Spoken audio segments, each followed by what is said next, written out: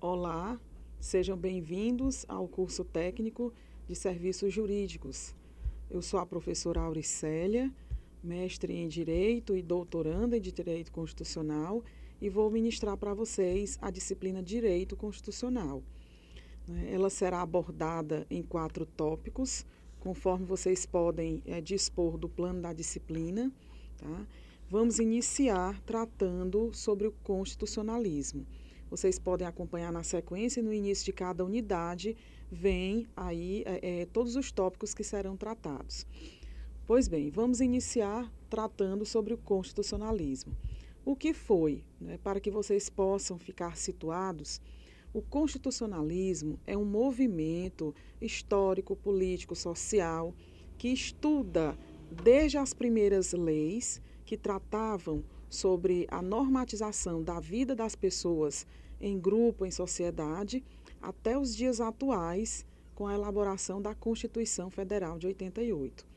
É um longo período e, para que vocês possam entender de uma maneira mais didática, nós podemos dividir o constitucionalismo em momentos, conforme o material aí para vocês.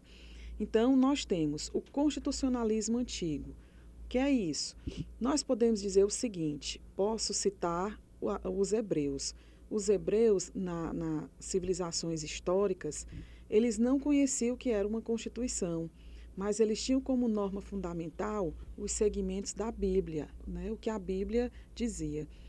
Então, isso é para que se possa entender que em todo tempo, né, em todo e qualquer momento histórico, sempre existiu um conjunto de normas que regiam a vida daquelas pessoas. Com o passar do tempo, nós também podemos falar no constitucionalismo medieval, que ficou marcado pela época dos feudos como centros, né, como unidades autoprodutoras, em que o dono da terra, o senhor feudal, era que ditava as normas. Então, todos aqueles submetidos ao seu poder, né, estavam subjugados às suas normas.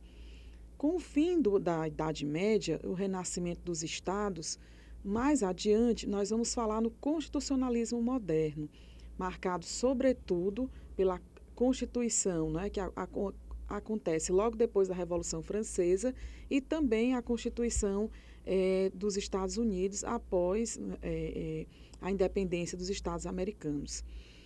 Já quando a gente trata do constitucionalismo contemporâneo, que ele vai ser atual, é o que trata os nossos dias, né? A Constituição de 88 é um bom exemplo, em que a Constituição ela traz a figura da pessoa, né, tratada em primeiro momento, e só depois vai se tratar do Estado. Então, nós temos esse constitucionalismo contemporâneo, ele é marcado por isso, onde as constituições, elas retratam, elas dão mais importância à pessoa do que o Estado, não deixando de tratar sobre o Estado, mas sobremaneira trazendo os direitos e garantias inerentes às pessoas, né, que estão ali residentes naquele país, naquele Estado. Continuando, né, a respeito desse constitucionalismo, por que é importante a gente entender?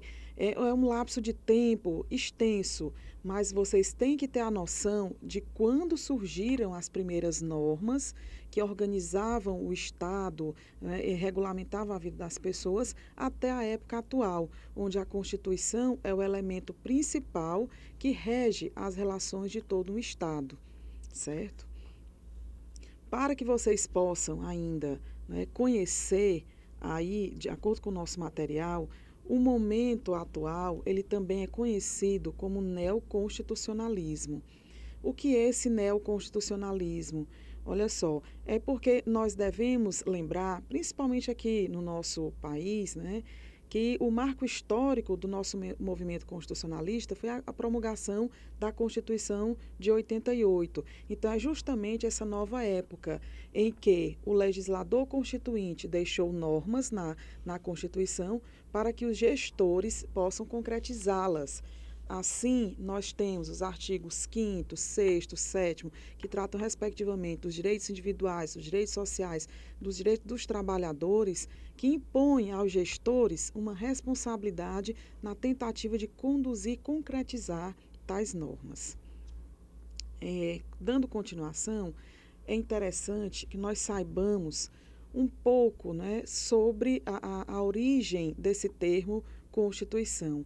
Para que vocês possam ter a exata compreensão, no nosso material eu fiz a referência do conceito de Constituição na visão de 3 autores, né? A Constituição Sociológica de Ferdinand Lassalle, em que ele explicita que a Constituição ela só vai ser um documento efetivo se retratar a realidade daquela sociedade. Ele cita uma expressão, né, os reais poderes que devem reger essa sociedade. Como assim? Uma Constituição, quando ela fica pronta, não só deve tratar dos direitos e garantias, como também da organização do Estado, mas, sobremaneira, ela deve trazer a referência à necessidade daquele povo, aos anseios daquele povo. O Lassalle explica que se essa Constituição não retratar esses reais, efetivos e sistemáticas necessidades da população, ela não vai ser um documento efetivo. Nós falamos também do conceito jurídico de Hans Kelsen. O Hans Kelsen, ele estipulou a teoria da supremacia constitucional, em que ele diz o seguinte, que dentro de um ordenamento jurídico, a Constituição é o documento maior e ela deve reger as relações, né, do Estado com a sua população. Temos ainda, né, o conceito de Carl Schmitt, seria a concepção política da Constituição. Para Carl Schmitt, a Constituição é um documento político que vai celebrar, né, as normas regentes de um Estado. Então, nós temos esses doutrinadores que nos explicam o conceito de Constituição, mas para que vocês possam entender, é necessário que vocês tenham acesso à Constituição, possam folhear, possam entender, né? Dando seguimento aí à Constituição, nós vamos conversar um pouco sobre a formação, né, dessa Constituição, o que vem antes. E aí a gente vai tratar do poder constituinte. Então, o que é esse poder constituinte? Qual é a sua finalidade? O poder constituinte, ele tem origem lá na França pré-revolucionária, com um abade, né, da igreja chamado Joseph Emmanuel Sieyès. O que o Sieyès disse na sua obra, O que é o Terceiro Estado? Ele diz exatamente o que hoje está traduzido na nossa Constituição, no seu parágrafo único do artigo 1º. Todo o poder emana do povo. Então, essa expressão, que é muito repetida até pelos políticos, ela serve para que nós possamos compreender qual a real situação desse poder constituinte. O poder constituinte, ele é exercido pelo povo. Como é esse exercício? O povo vai às urnas, elege seus representantes para que estes possam, né, elencar dentro da Constituição, dentro das leis, as reais necessidades do povo. Então, o poder constituinte originário, ele vai se encarregar de elaborar a Constituição de um Estado. Esse poder constituinte, ele tem poderes ilimitados, ele pode tratar de qualquer assunto. Ele é chamado de poder constituinte originário ou de primeiro grau. Quando o legislador constituinte deixa a Constituição pronta, no seu próprio bojo, ele prevê um dispositivo para que essa Constituição possa ser alterada. Aí nós vamos ter o chamado poder constituinte derivado. Ora, o poder constituinte originário elaborou a Constituição. E quando nós vamos utilizar desse poder constituinte derivado? Ora, os legisladores, eles têm seus mandatos renovados. Nos dias de hoje, quem é que exerce esse poder constituinte derivado? São os nossos representantes, os deputados federais e senadores. Esse poder constituinte derivado, ele está retratado no poder de revisão e de emendar a Constituição. A Constituição, ela foi revisada 5 anos após a sua promulgação. Isso está lá no artigo 3º do Ato das Disposições Constitucionais Transitórias, onde ficou dito que após 5 anos da promulgação da Constituição de 88, ela seria revista e teria a votação dessa revisão, né, por maioria absoluta dos membros do Congresso. E isso foi feito apenas uma vez. Já o poder constituinte derivado reformador, que é o que é encarregado de elaborar as emendas, ele continua atuando até os dias de hoje. Basta você verificar que a nossa Constituição, ela já tem mais de 80 emendas. Então, como é o processo de emendar a Constituição? É de acordo, pessoal, com o que está no artigo 60. O ideal é que todos vocês, para terem a correta compreensão do que sejam esses assuntos que nós estamos tratando, vocês adquiram uma Constituição e passem a ter uma leitura sistemática. Por exemplo, se você abrir o artigo 60, você vai verificar todas as etapas de como é produzida uma emenda constitucional. Nós vamos ter a parte da iniciativa, a parte da votação e discussão e depois a parte que vai falar da promulgação. Então, quem pode propor emenda constitucional? A famosa PEC. Né? Quem pode propor é um terço de deputados e senadores, né? Pelo menos, presidente da República e mais da metade das assembleias legislativas. E isso basta você verificar a sua Constituição no artigo 60, nos incisos 1, 2 e 3. Depois, essa PEC ela é enviada para o Congresso e ela é votada na Câmara e logo depois no Senado Federal. Ela deve ser aprovada com 2/3 dos votos em 2 turnos de votação. A seguir, ela sendo aprovada, ela vai ser promulgada pelas mesas da Câmara e pela mesa do Senado.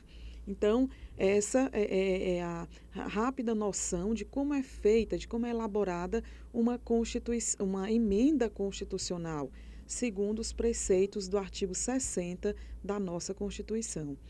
Sim, mas já sabendo, não é, o que é o poder constituinte originário e o que é o poder constituinte derivado, é interessante que nós possamos falar acerca das nossas constituições que foram confeccionadas em toda a nossa história, né? Falando propriamente do constitucionalismo brasileiro.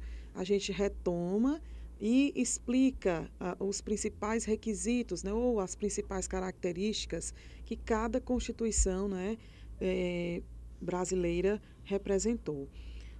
As nossas Constituições, elas foram elaboradas, né, em diversas épocas, e daí ela vai refletir o momento da sua elaboração.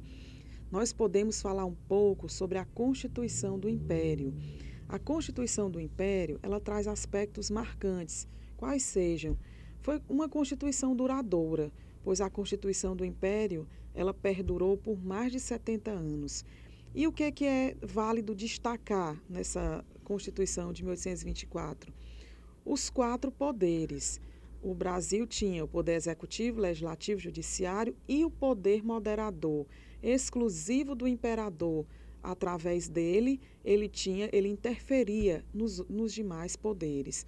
A Constituição de 1824 tinha por base a mão de obra escrava, onde os escravos compunham uma significativa parcela da população, mas não participavam das decisões políticas, porque os escravos não eram considerados pessoas, eles eram consideradas coisas, né? Vale a pena destacar também que o voto era censitário. Na época do Império, para uma pessoa votar ou se candidatar, ela deveria previamente comprovar uma renda. Se bem que essa situação, em relação ao voto, ela só o voto seria um ponto importante para a gente falar sobre toda a história constitucional brasileira, né? Sendo que começamos com um voto censitário e hoje nós temos um voto que é universal, direto e periódico. Também é válido ainda destacar que o Estado brasileiro adotava a religião católica. Então, essa primeira Constituição, ela traz assim características que lhe são bem peculiares, embora no seu bojo trouxesse direitos fundamentais. Mas aí é que fica a indagação: como falar de direitos fundamentais se a mão de obra era escrava? Ok, pessoal. Continuando, também alguns comentários acerca da segunda Constituição brasileira, que foi a Constituição de 1891. Essa Constituição, ela já se embasa na doutrina americana. Foi adotado o federalismo como forma de Estado, desaparece o poder moderador, e aí nós vamos também tratar da tripartição dos poderes, bem como falar da inclusão do habeas corpus. A Constituição de 34, ela é marcada pela égide dos direitos sociais, o que até hoje, né, é muito importante, porque lá ficou explicitado esses direitos sociais que hoje já estão em outro nível, né, como os direitos relacionados aos trabalhadores, né, ao acesso aí a várias normas de Estado. A Constituição de 37, o que é que marcou?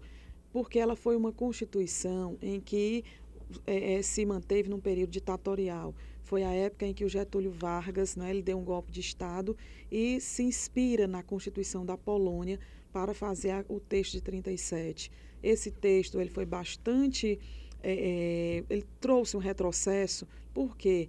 Porque ele vai tratar da liberdade vigiada, restringindo os direitos que já tinham sido garantidos pelo texto anterior. A Constituição de 46, ela é conhecida como redemocrática, onde todos os valores democráticos da Constituição de 34 foram recuperados. Ainda a Constituição de 67, após o golpe da ditadura militar, né, em março de 64, é uma Constituição marcada também por um retrocesso, onde os direitos e garantias já até então assegurados, eles passam, né, por uma restrição. Também podemos falar no famigerado Ato Institucional número 5, que reduz, né, e trata de uma forma mais radical a questão da liberdade de expressão, dentre outros aspectos que aqui também poderia ainda ser mencionados. Por fim, temos a Constituição de 88, denominada de Constituição Cidadã, né? E essa Constituição, ela traz normas que são normas de eficácia plena, eficácia contida, eficácia limitada, né? Essa classificação, ela é importante que vocês também tomem conhecimento, porque vai ser responsável por identificar, quando você abrir a Constituição e verificar uma determinada norma, para que você entenda qual é aí o efeito daquela norma. Por exemplo, as garantias constitucionais, como o habeas corpus, mandado de injunção, são normas de eficácia plena. O que está na Constituição, o que está descrito lá, já é suficiente para o entendimento. Já a norma de eficácia contida, como, por exemplo, o artigo 5º, inciso de número 13, que diz que é livre o exercício da atividade profissional, desde que regulamentada em lei. Então, é uma norma que, além de verificar o que está na Constituição, você precisa recorrer à lei, né, que é um ato infraconstitucional, para dar o sentido completo à norma. As normas de eficácia limitada se dividem em normas, né, chamadas de programática e também normas de princípios institutivos. De acordo com o material, vocês podem verificar o exemplo de cada uma delas. As constituições, né, elas obedecem a um patamar de classificação. Nós temos as constituições outorgadas, que são aquelas impostas sem ter a discussão pelos representantes do povo. Temos as constituições analíticas, que são aquelas extensas. A Constituição de 88 é um bom exemplo, onde ela se preocupou com assuntos que vão além da organização do Estado e dos direitos dos cidadãos. As constituições sintéticas, como o próprio nome sugere, elas são constituições menores, que trazem apenas o essencial, né, não se delongando em outros assuntos. As constituições dirigentes são aquelas que impõem ao gestor essa responsabilidade de concretizar essas normas que o legislador constituinte deixou, né? Os governantes, eles têm que estabelecer objetivos para a concretização, né, das chamadas constituições dirigentes.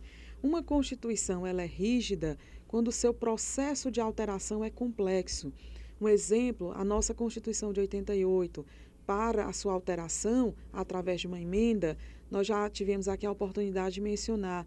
Ela requer uma votação bastante diferenciada, que é o quórum de 3/5. Então, isso difere das outras normas, como, por exemplo, as leis. As leis, elas são aprovadas com um quórum menor do que as emendas. Temos ainda as constituições dogmáticas. Uma Constituição, ela é dogmática quando ela reflete o momento em que ela foi elaborada. Um exemplo são as nossas constituições. Ainda tratando do material da primeira unidade, há uma referência em relação à hermenêutica constitucional. O que é a hermenêutica constitucional? É a técnica para se interpretar a norma constitucional. O legislador, ele não pode simplesmente pegar o texto constitucional e aplicar. Tem diversas técnicas, dentre elas, né, nós temos a interpretação teleológica. O que significa essa interpretação? O intérprete, ele deve aplicar a norma, não esquecendo da sua função social. E dessa maneira, perfazendo aí uma interpretação que contemple a verdadeira necessidade, né, dessa pessoa que precisa dessa norma. Já a interpretação gramatical é aquela que se atém apenas ao sentido literal da lei. O intérprete apenas vai verificar o que diz a norma, né, e ali já é a sua interpretação. Essa interpretação teleológica, né, ou finalística, como alguns autores chamam, é a interpretação que deveria ser mais aplicada, por não levar em conta apenas a letra da lei, mas o contexto social, para assim perfazer a garantia de direitos, de acordo com a nossa Constituição de 88. Então, pessoal, assim, de uma maneira bastante resumida, concluímos a primeira unidade. Espero que vocês fiquem atentos ao material que já foi enviado, né, revejam os slides e aí possam interagir também através dos fóruns. Obrigada e até a próxima.